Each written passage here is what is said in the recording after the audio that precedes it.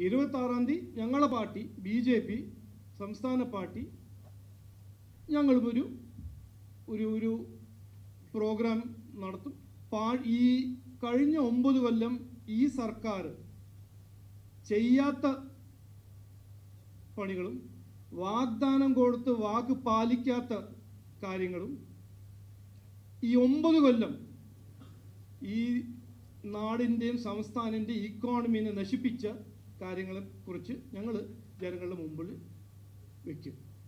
ഫാക്റ്റായിട്ട്, political റെട്ടറിക് അല്ല, സ്ലോഗനല്ല, ഒരു utter failure, ഒരു നഷ്ടപ്പെട്ട ദശകം ആണ് ഞങ്ങൾ ഈ കഴിഞ്ഞ 9 കൊല്ലം, ഈ വരുന്ന ബാക്കിയുള്ള ഒരു കൊല്ലം ഞങ്ങൾ കാണുന്നത്.